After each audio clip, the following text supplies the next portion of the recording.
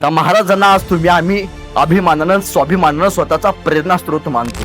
जाग म्हणजे शिवबा, महाराष्ट्रातलं माणुसकी मोजण्याचं माप म्हणजे शिवबा, तुमचा माझा आणि अखंड हिंदुस्थानाचा बाप म्हणजे शिवबा, तुमचा माझा आणि अखंड हिंदुस्थानाचा बाप म्हणजे शिवबा. जगाच्या पाठीवरती एकमेव असा राजा आहे ज्यानं कलाकारांचा सन्मान केला, एकच नाव छत्रपती शिवाजी महाराज.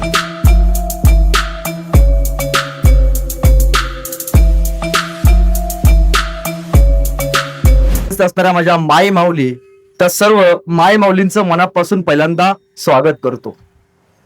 पहिल्यांदा सांगतो, तुमच्यासाठी 300 किलोमीटर अंतर पार करून आलोय. टाळ्या वाजवल्या तर मनापासून वाजवायच्या, उगत टिकल्या वाजवल्या टाळ्या वाजवायच्या नाही त्या. कारण तुमच्या सगळ्यांच्या टाळ्यांची दाद हीच सुदर्शन शिंदेची जायदाद आहे. खर तर साहेब, कोकणात आलं की जिवंत माणसांच्या ताल्याचा भास होतो. त्याचं कारण मगाशी साहेबांनी सांगितलं की सगळ्यात जास्त मातीसाठी मरणारी लोक जर कुठले असतील तर ते कोकणातले आहेत. होय, बरोबर आहे साहेब, मी सांगली सातारा भागातला आहे. दादांनो, किल्ले सगळे आमच्या भागात आहेत. मी जिवंत माणसात आलो यासाठी असं म्हटलो की किल्ले सगळे आमच्या भागात आहेत, पण मातीसाठी लढणारे मावळे सगळे तुमच्या भागात आहेत. अखिल भारतीय मराठा महासंघ यांच्या वतीनं भव्य असा कीर्तन महोत्सव आज या चिपळूण नगरीमध्ये पार पडतोय. त्या कार्यक्रमासाठी आपण आज सर्वजण उपस्थित आहोत. आज आपण महाराज ऐकायला बसलोय. महाराज, छत्रपती शिवाजी महाराज हे नाव ऐकल्यावरती आपलं रक्त सळसळतं. छत्रपती शिवाजी महाराजांचं नाव ऐकल्यावरती आपलं रक्त तापतं. छत्रपती शिवाजी महाराजांचं नाव ऐकल्यावरती आपल्या अंगावरती काटा येतो. छत्रपती शिवाजी महाराजांचं नाव ऐकल्यावरती आपण एखादी शमशेर हातात घ्यावी, आलेलं संकट छातडावरती घ्यावं, हा सह्याद्री तुमच्या माझ्या मनामध्ये ती जाज्वल्य निर्मिती तयार करतो. छत्रपती शिवाजी महाराज की आज जय सांगावं लागत नाही, जन्मताच इथली माती तुमच्या माझ्या भावावरती शिवाजी, छत्रपती शिवाजी महाराज की म्हटल्यावरती जय म्हणण्याची घोषणा तुमच्या माझ्या मनामध्ये निर्माण करते. 392 वर्ष या महाराष्ट्राच्या मातीनं या सह्याद्रीला पाहून झाली. या मातीला 392 वर्ष संभाजी महाराजांच्या रक्तमुद्राने अभिषेक करून झाला. या मातीला शिवरायांना पाहून 392 वर्ष झाली. पण आजही महाराजांचं नाव ऐकल्यावरती आपलं रक्त सळसळतं. महाराजांचं नाव ऐकल्यावरती आपलं रक्त तापतं. महाराजांचं नाव ऐकल्यावरती आपल्या अंगामध्ये उर्मी तयार होते. ज्या राजाला कधी पाहिलं नाही, छत्रपती शिवाजी महाराजांना बघितलं आपण कुठल्या तरी पुस्तकामध्ये, किंवा छत्रपती शिवाजी महाराजांना बघितलं आपण कुठल्या तरी पाठ्यपुस्तकामध्ये किंवा कुठल्या तरी मूर्तीमध्ये, ज्या राजाला कधी पाहिलं नाही, ज्या राजाला कधी बघितलं नाही, तरी त्या राजाचं नाव ऐकल्यावरती आपलं रक्त सळसळतं. मग विचार करा, साक्षात ज्यांनी छत्रपती शिवाजी महाराजांना बघितलं असेल त्यांचं काय होत असेल. राजा आपल्या सोबत घोड्यावरती बसलाय, राजा आपल्या सोबत गनिम कापतोय, राजा आपल्या सोबत गरीबाची आता पगड 12 बलुतेंद्र जातीतल्या समाजाच्या घरात जाऊन गोर गरीबाची भाकरी खातोय. राजा आपल्यासाठी मरायला तयार आहे. अरे होय, राजा आपल्यासाठी मरायला तयार आहे ना, मग आपण सुद्धा राजासाठी मेलं पाहिजे. म्हणून या महाराष्ट्रातल्या आता पगड 12 बलुतेंद्र जातीतली लोक उभा राहिली, आणि या लोकांच्या हातामध्ये ज्या माणसानं तलवार दिली, मातृभूमीच्या संरक्षणासाठी इथली पिढी उभा केली, त्या महाराजांना आज तुम्ही आम्ही अभिमानानं स्वाभिमानानं स्वतःचा प्रेरणास्त्रोत मानतो. साहेब, माझी एक अत्यंत लाडकी आणि सुंदर कथा आहे, मी नेहमी सांगत असतो. तुम्ही कधीतरी बालाजीला गेलात, जसं पंढरपूरच्या विठ्ठलाला जात असताना तर वारकरी मंडळ इथं आहेत, जसं पंढरपूरच्या विठ्ठलाला जात असताना आपण रामकृष्ण हरीच्या गजरात जातो. रामकृष्ण हरीच का म्हणतो? रामकृष्ण हरीच का म्हणतो? कारण वारीची वाट सुखकर व्हावी. त्याच विठ्ठलाचं प्रतिरूप आहे ते म्हणजे दक्षिण भारतात त्याला बालाजी असं म्हटलं जातं. जसं पंढरपूरच्या विठ्ठलाला जात असताना आपण रामकृष्ण हरीच्या गजरात जातो, तसं त्या बालाजीला जाताना लोक म्हणतात गोविंदा गोविंदा. काय म्हणतात? गोविंदा. चिपळूणची लोक मुकी नाहीत ना? गोविंदा गोविंदा. मध्यंतरी माझ्या पेपरला बातमी आली होती की आपल्या प्रियकराला बरं वाटावं त्यासाठी प्रियसी तिरुमला ते तिरुपती उलट चालत गेली होती. आता तो बालाजी, बालाजी हा धनब्रह्म आहे. बालाजी या शब्दाचा अर्थ बासुंदी, लाडू आणि जलेबी. हे ज्याच्या घरात असतात ती सगळी लोक तिकडे जातात कारण तो धनब्रह्म आहे. आणि पंढरपूरचा विठ्ठल हा नादब्रह्म आहे. जसं पंढरपूरच्या विठ्ठल रामकृष्ण हरीच्या गजरात जातात असत्या बालाजीला लोक म्हणतात गोविंदा गोविंदा.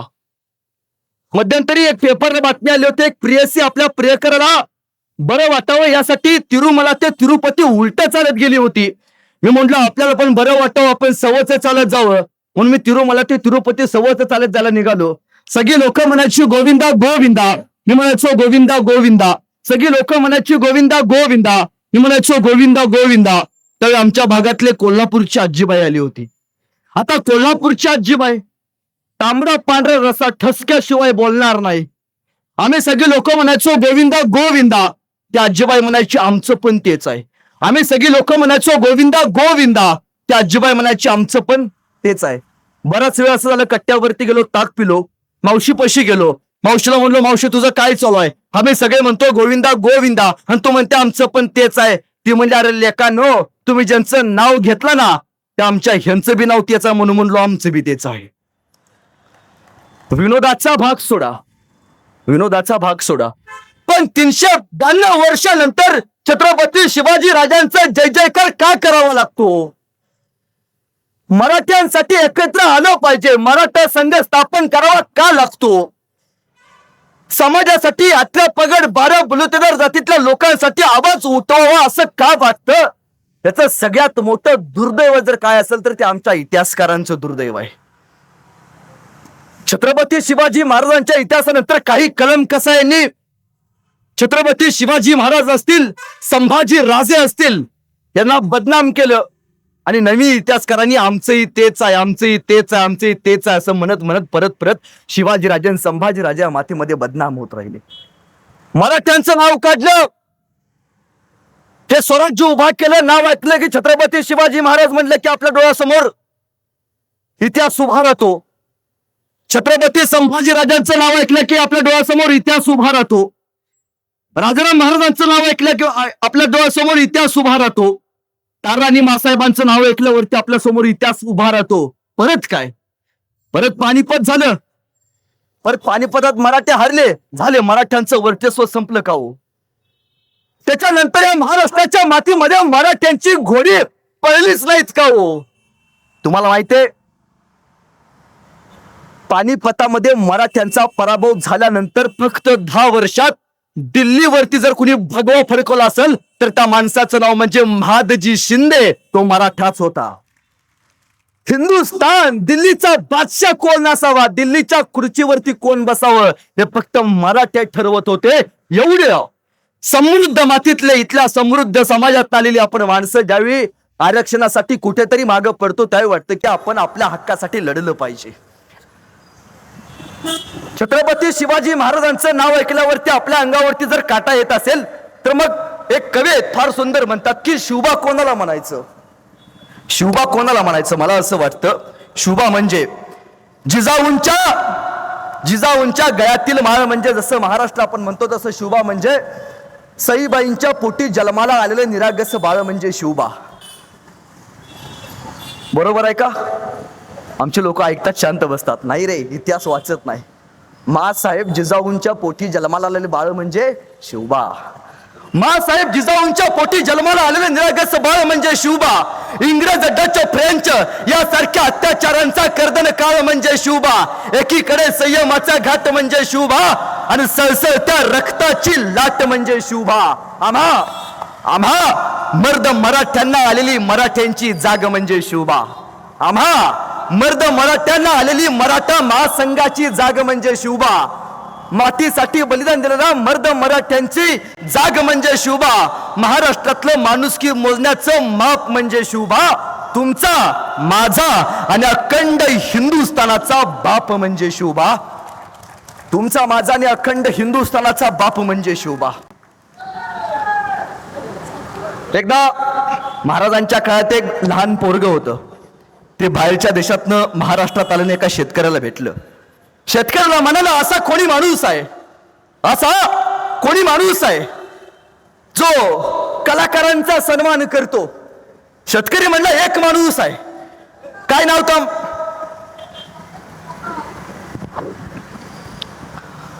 काय नाव त्या माणसाचं? त्या माणसाचं नाव छत्रपती शिवाजी महाराज. ते लहान पोरग म्हणते, मला फक्त एकदा मला महाराजांना भेटायचं आहे. कुठे भेटतील महाराज? ते शेतकरी म्हणला, तुला महाराज रायगडावरती भेटतील. ते बारकं पोरग या डोंगरातनं त्या डोंगरातनं खरे कपड्यातनं पळत गेलं रायगडाच्या पायथ्याशी गेलं. त्याला भेटले महाराजांचे सेनापती, महाराजांचे पिये. सेनापतीने विचारलं, काय काम काढलंस? काय नाही जी, राजांना भेटायचं आहे. छत्रपती शिवाजी राजाला एकदा डोळं भरून बघायचं आहे. काय करतोस रे तू? काय नाही जी, गाणं लिहितो. उत्तम कविता लिहितो. गाणं लिहितोस, कविता लिहितोस? मग छत्रपती शिवाजी महाराजांवरती एखादं सुंदर असं गाणं लिहिलं असशील की? नाही बा म्हणला, ध्यानातच नाही राहिलं. मग एक काम कर, रायगडाच्या पायथ्याशी जा, 10 दिवस थांब आणि महाराजांवरती एक सुंदर असं गाणं लिहे. पिये महाराजांचे चायपेक्षा किटली गरम.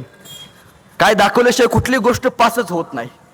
ते पोरग गेलं रायगडाच्या पायथ्याशी थांबलं, त्यानं राजांवरती सुंदर असं गाणं लिहिलं. ते आलं सेनापतीला भेटायला. सेनापती, राजांवरती उत्तम असं गाणं लिहिलंय. सेनापती म्हणलं, ऐकव. आणि त्या 12 वर्षाच्या पोरानं महाराजांवरती लिहिलं सुंदर असं गाणं ऐकवलं.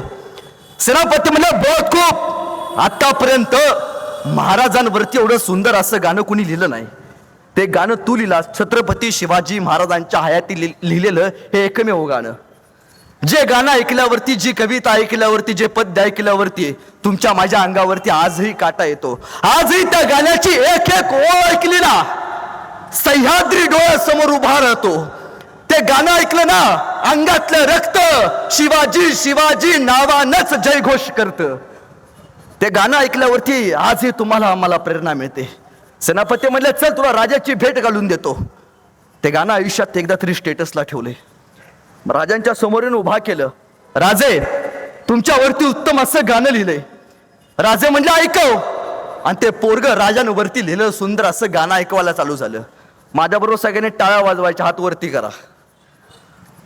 मला माहित आहे आमच्या माझ्याबरोबर ते वाजवायच्या. आणि ते पोरग म्हणतं, इंद्र जबी जंब पर, बाळ वसु वंब पर, रावणस दंब पर, रघुकुल राजे, पौन बारी वाह पर, संबुरती नाव पर, जोस सभाव पर, राम द्विज राजे, दावा धुंड पर, चित्ता मृग झुंड पर, भूषण वितृंड पर, जैसे मृग राजे, तेज तम हंस पर, कन्न जमी कंस पर, योमलक्ष बंस पर, शेर शिवराजे, शेर शिवराजे, शेर शिवराजे.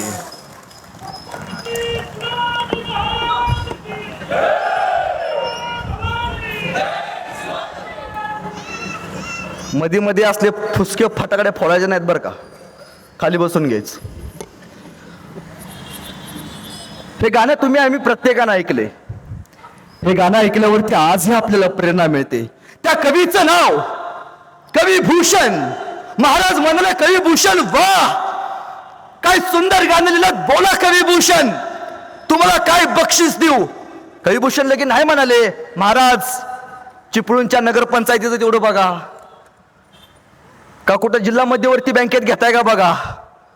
नाही, रक्त वेगळं होतं. महाराज हिरे माणिक मोती याहीपेक्षा छत्रपती शिवाजी महाराज ही सगळ्यात मोठी आमची दौलत आहे. महाराजांनी या कवीचा, कवी भूषणाचा सन्मान केला, मोहरे सन्मान देऊन. जगाच्या पाठीवरती एकमेव असा राजा आहे, जगाच्या पाठीवरती एकमेव असा राजा आहे ज्यानं कलाकारांचा सन्मान केला. एकच नाव, छत्रपती शिवाजी महाराज. दुसरं नाव बघायला मिळत नाही. हे बलिदान द्यायची प्रेरणा कुठून आली हो? ही आली छत्रपती शिवाजी महाराजांच्या तलवारीच्या समशेरीतून. एकदा तानाजी मालुसरे राजांना भेटायला आले आणि राजांना म्हणाले, राज, रायबाचं लगीन काढलंय बर का. राजा, तुम्हाला रायबाच्या लग्नाला ये लागते बर का. राज, जोपर्यंत तुम्ही रायबाच्या डोक्यावरती अक्षर टाकत नाही तोपर्यंत मी माझ्या रायबाचं लगीन करत नसतोय बर का. राजा म्हणला, अरे ताना, रायबाचं लगीन काढला सोय. हा होय राज, तुम्हाला लग्नाला ये लागते बर का. तुम्ही माझ्या लेकाच्या लग्नाला ये लागते बर का. राजे म्हणले, अरे ताना, रायबाचं लगीन काढलंस पण कोंडाणा घ्यायचं म्हणतो रे. सरदिशी मागे सरले, हातात पत्रिका फेकला, तांदूळ टाकलं आणि ताना खाली आला. घोड्यावरती बसता, घोड्याला लगाम टोकला आणि ताना गेला गेला गेला गेला असा गेला, परत आलाच नाही. गड आला पण सिंह गेला. अनेकांनी बलिदान दिलं या मातीसाठी, अनेकांनी. आमचा शिवा, एकदा संधी द्या महाराज, एकदा संधी द्या महाराज. आजपर्यंत शिवा काशीत नाही म्हणून लय फिरलोय महाराज. एकदा संधी द्या महाराज. छत्रपती शिवाजी महाराज म्हणून मरतो. एकदा फक्त संधी द्या महाराज. आमचे बाजी काका लाख मेले तरी चालतील राज, पण लाखाच्या पोशिंद्याला नाही धक्का लागला पाहिजे. ही समर्पण आहे या मातृभूमीसाठी, हे बलिदान आहे या मातृभूमीसाठी. पण कायम वाटतं, एका गोष्टीची कायम खंत वाटते मला, की आजपर्यंत इतिहासानं तानाजी मालुसरेंचा पराक्रम सांगितला, आजपर्यंत इतिहासानं शिवा काशीदांचा पराक्रम सांगितला, पण नाण्याची दुसरी बाजू कधी आपण बघितलीच नाही हो. प्रभू श्रीराम ज्यावेळी वनवासाला गेले, आपण अभिमानानं सांगतो, पण त्यांच्याबरोबर त्यांच्या पत्नीला सुद्धा वनवास भोगावा लागला हे आपण कधी सांगत नाही. लक्ष्मण वनवासाला गेले हे पण सांगतो, पण लक्ष्मणाच्या पत्नीला सुद्धा न काही त्याच्यामध्ये तिचं नसताना सुद्धा तिला वनवास भोगावा लागला. माई बापानं कधीतरी विचार केलाय का हो? कधीतरी ज्यावेळी तानाजी मालुसरे लढायला गेले त्यावेळी त्यांच्या बायकोला काय वाटलं असेल? नवरा लढायला चाललाय, पोराला हळद लागले, पोरगा लग्नासाठी तयार आहे, बाप लढायला चाललाय, त्या पोराला काय वाटलं असेल? या मातीतल्या 392 वर्षापूर्वी माय माऊलींनी या स्वराज्यासाठी कपाळावरचं कुंकू पुसून घेतलंय.